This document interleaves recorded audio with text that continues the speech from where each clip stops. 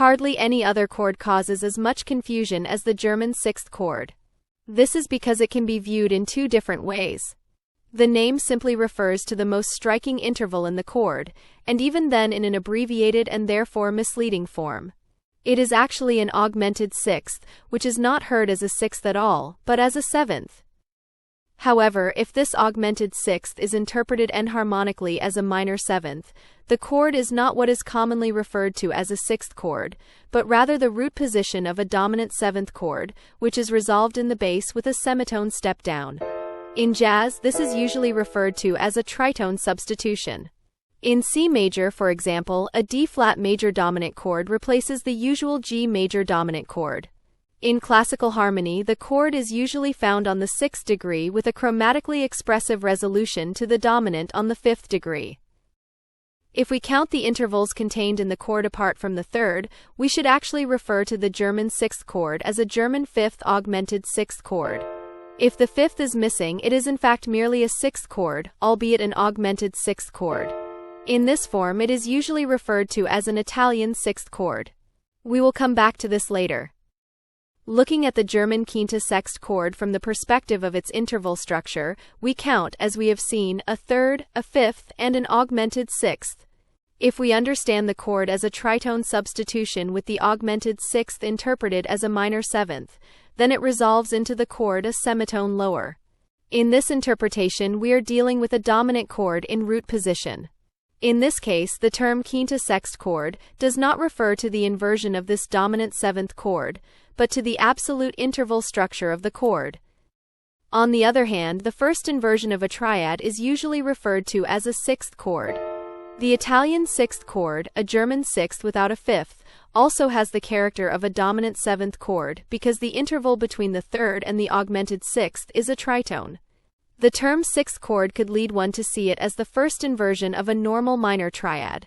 However, its sound is clearly that of a dominant seventh chord without a fifth. The confusion becomes even greater when the French variant of the chord with an augmented sixth is included. Instead of the fifth, as in the German sixth chord, the French sixth has an augmented fourth, or a tritone, and thus two augmented intervals. The usual designation as a chordal sixth chord could lead one to understand it as the second inversion of a triad.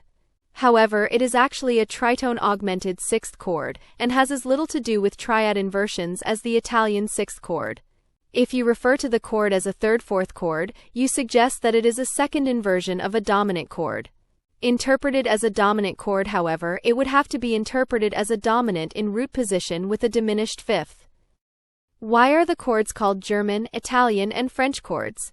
There seems to be no historical or national stylistic reason for this.